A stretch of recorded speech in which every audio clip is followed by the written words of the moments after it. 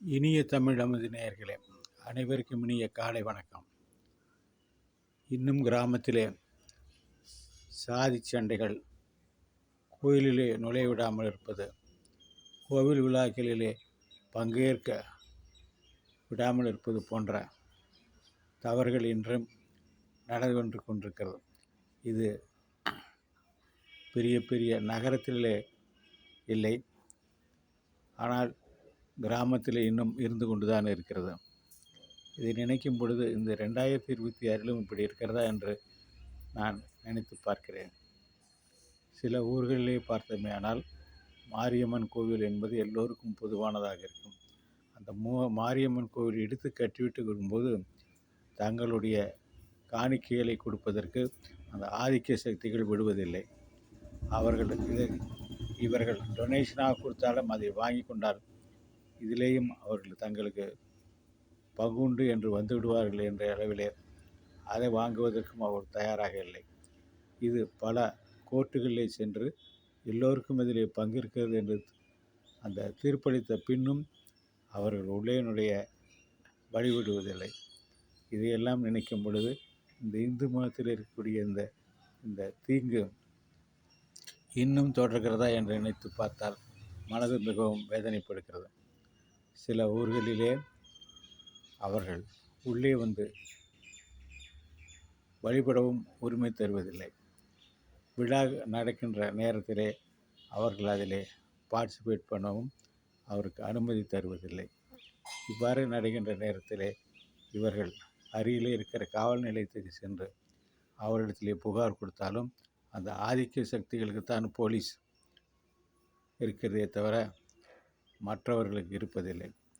அதே போல் இன்னும் அரசியல்வாதிகளும் அதே அளவிலேயும் அவர்களுக்கு துணை போகிறார்கள். அவர்கள் 2 பேரையும் முட்டிக்கொண்டு வேதனைப்படுவது வேண்டாது என்று ஒரு சிலர் கூறினாலுமே கூட அதையும் ஏற்றுக்கொள்ள வேண்டியதாக தான் இருக்கிறது. ஏனென்றால் அவர்கள் இருவரையும் பொது இடத்திலே வைத்து அவருக்குள்ளே ஒரு சண்டை ஏற்பட்டால் அது பெரிய ஜாதி கலவரமாக மாறிவிடும். அதற்கும் நாம் ஒரு முன்னதாக இருந்து அதற்கு ஒரு முயற்சியை செய்து அது தவறான விளைவுகளாக போயிடக்கூடாது என்பதிலும் கவனமாக இருக்க வேண்டும். அதாவது ஊரிலே பார்த்தோமேனால் வெளியிலே இருக்கிற டவுனில் இருப்பவர்களுக்கு இதனுடைய இது தெரியாது. என்னவென்று கேட்டால் ஊரிலேயே 2 விதமான முறையிலே வரி வசூலிப்பார்கள். அதாவது அதில் முதலாவதாக இருக்கிற ஜாதியை சேர்ந்தவர்கள் முழு வரி கொடுப்பார்கள். அதற்கு அடங்கியவர்களை தொழிலாளி என்று சொல்வார்கள். தொழிலாளி என்றால் வண்ணான், குயவன், நாசுவன் போன்ற நாவிதர்கள் போன்றவர்களை எல்லாம் தொழிலாளி என்று அழைப்பார்கள். அவர்கள் முழு வரி கொடுப்பார்கள். இந்த தொழிலாளி இருப்பவர்கள் அறவரி கொடுப்பார்கள்.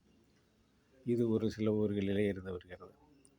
ஒரு சில ஊர்களிலே என்னவென்று கேட்டால் அவரிடம் இந்த தொழிலாளியாக அவர்களிடம் வரி வசூல் செய்வதே இல்லை.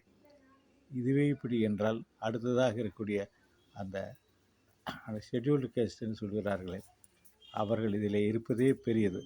ஆனால் அவர்கள் இந்த கிறிஸ்தவ மதத்தார்கள் அவர்களை அணுகி உங்களுக்கு முழு உரிமை தருகிறோம் என்று அழைத்து கொண்டு போய்விடுகிறார்கள்.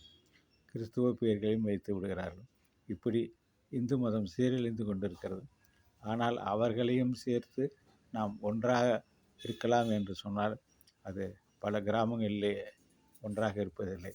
அதே சமயம் கிறிஸ்துவ மதத்திலையும் பார்த்தோமேயானால் சேலம் மாவட்டத்திலே சில இடங்களிலே அந்த ஜாதியில் இருக்கக்கூடியவர்கள் தான் அங்கே இருக்கிற பாதிரியாக இருக்க வேண்டும் என்று சொல்கிறார்கள். இது கண்கூடாக நடைபெறுகின்றது.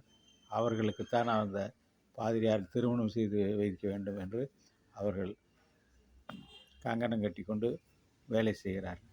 மற்ற ஜாதியாக இருந்தாலும் அதிலேயும் பின்தங்கிய மிகவும் பிற்பட்ட ஜாதியை சேர்ந்தவர்களாக இருந்தால் அவ்வளோதான். அந்த பாதிரியார் அவர்கள் ஜாதியாக இருக்க வேண்டும். அந்த பாதிரியார் தான் அந்த ஜாதி சேர்ந்தவர்கள் தான் திருமணம் செய்து வைக்க வேண்டும் என்றெல்லாம் அங்கே ஒரு வன்மம் நிலவி கொண்டிருக்கிறது.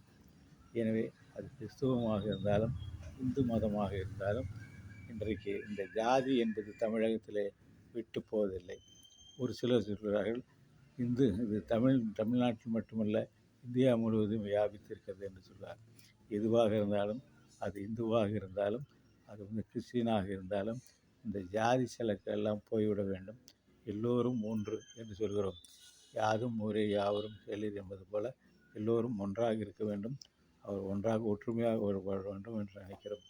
இதற்கெல்லாம் கிராமத்தில் இருக்கிற அந்த வேறுபாடுகள் எல்லாம் களையப்பட வேண்டும். இதுக்கு அரசு ஒற்றுமை செய்துவிட முடியாது. இதற்கு மனிதர்களாக இருப்பவர்கள் தான், படித்தவர்களாக இதற்கு முன்னாலே வந்து இந்த விதமான பழக்க வழக்கங்களை எல்லாம் மாற்றி இந்த கிராமத்தில் இருக்கிற மக்கள் அனைவரும் ஒன்றாக இருக்கக்கூடிய சூழ்நிலை உருவாக்க வேண்டும் என்று இந்த நேரத்தில் விரும்பி வேண்டி கேட்டுக்கொள்கிறேன். நன்றி, வணக்கம்.